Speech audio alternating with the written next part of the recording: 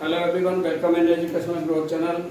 तो आज इस सेशन में हम सीखने जा रहे हैं यूपी बोर्ड क्लास 12 की एजुकेशन का लेसन 1 प्राचीन शिक्षा।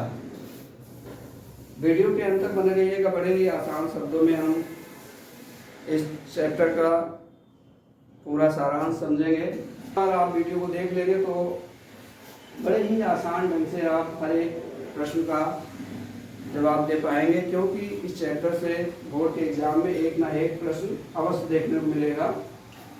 तो आइए स्टार्ट करते हैं। प्राचीन शिक्षा, एंसेंट एजुकेशन। प्राचीन समय में अगर शिक्षा की बात की जाए तो उस समय प्राचीन काल में शिक्षा धर्म प्रधान होती थी, और शिक्षा जो थी वो धर्म के लिए प्राप्त की जाती थी, ना कि स्वयं के लिए। और मनुष्य के जीवन का मुख्य लक्ष्य जो था वो मोक्ष की प्राप्ति करना था। अर्थात शिक्षा जो थी वो मुक्ति और आत्मबोध का साधन थी। आत्मबोध से आशय है कि अपने आप को पहचानना या अपने आप को जान लेना या समझ लेना। शिक्षा संबंधी विचारधारा जो है ये दर्शन शास्त्र से विकसित हुई है। जॉन डीवी अपने विचार प्रकट करते हैं। उनके अनुसार दर्शन को शिक्षा का सामान्य सिद्धांत भी कहा जा सकता है। तो जॉन डीवी महोदय कहते हैं कि दर्शन जो है इसको शिक्षा का सिद्धांत कह सकते हैं, और दर्शन शास्त्र की जो प्रकृति होती है वो अपेक्षाकृत अधिक स्थायी होती है शिक्षा शास्त्र या शैक्षिक विचारधारा से। वैसे भी देखा जाए तो शिक्षा जो है देश काल परिस्थिति के अनुसार या समाज में जो परिवर्तन होते हैं उनके हिसाब से हमेशा ही बदलती रहती है।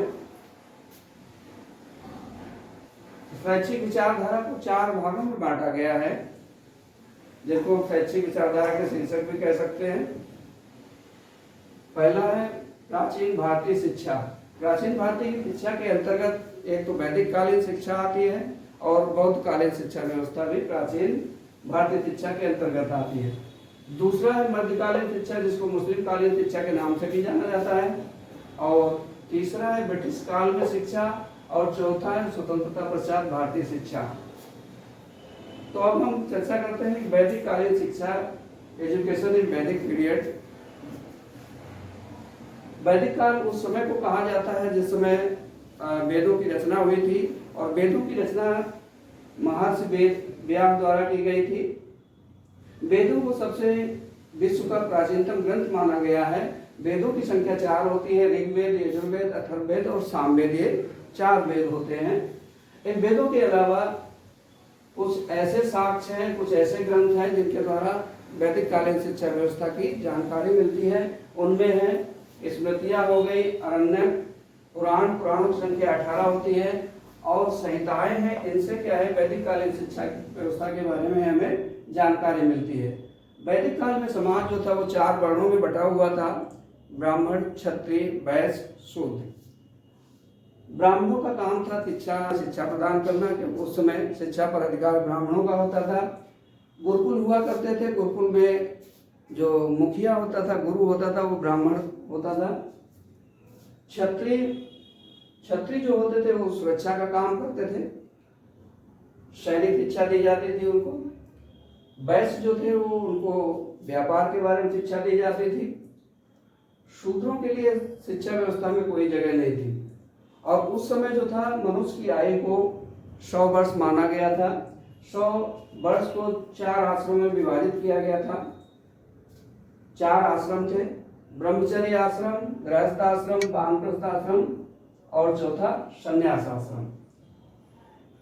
ब्रह्मचर्य आश्रम में 25 वर्ष की आयु तक जो भी बालक होते थे वो गुरुकुल में यानी कि आश्रम में रहकर के शिक्षा प्राप्त करते थे। और फिर उसके बाद 25 वर्ष से 50 वर्ष तक का समय जो है ये गृहस्थ आश्रम माना गया है। और वानप्रस्थ आश्रम जो है वो 50 वर्ष से 75 वर्ष तक की आयु के लिए माना जाता था।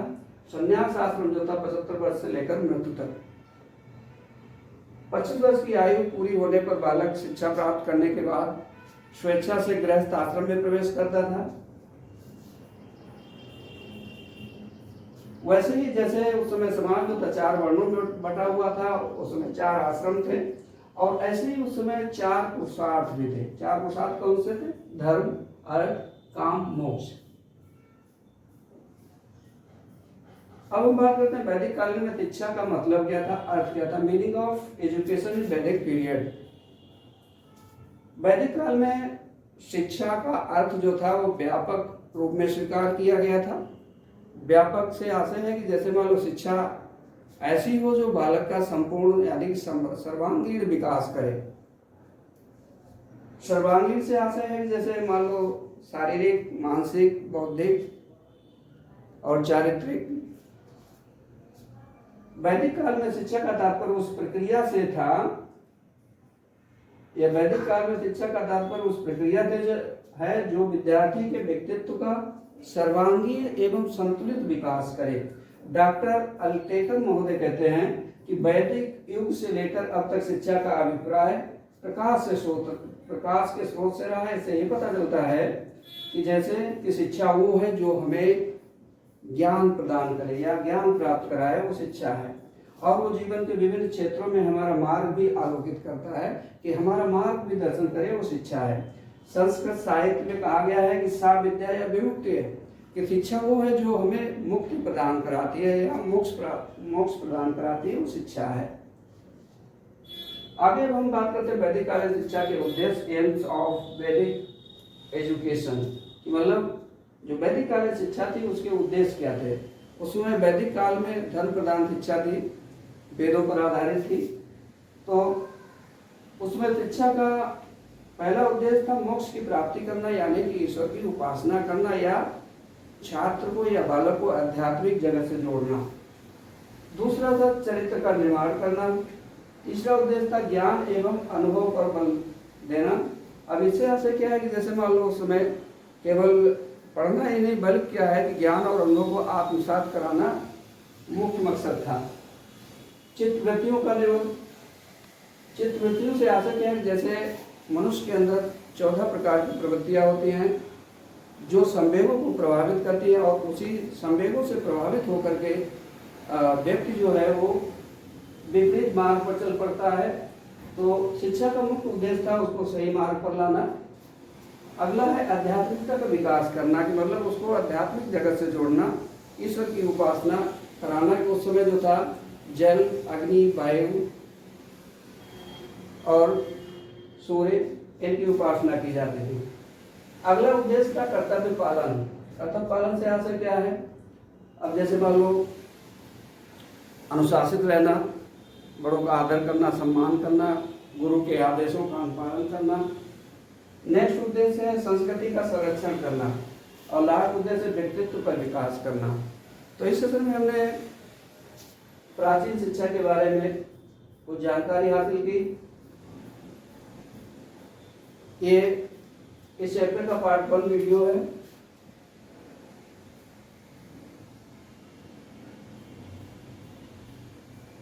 अगले सेशन में नेक्स्ट वीडियो के साथ फिर मिलेंगे। अगर ये वीडियो आपको अच्छा लगा तो लाइक, शेयर, कमेंट, सब्सक्राइब अवश्य कीजिएगा। ऐसे ही एजुकेशनल वीडियो देखने के लिए जुड़े रहिए एजुकेशनल ग्रोथ चैनल से। तो थैंक्स फॉर वॉचिंग।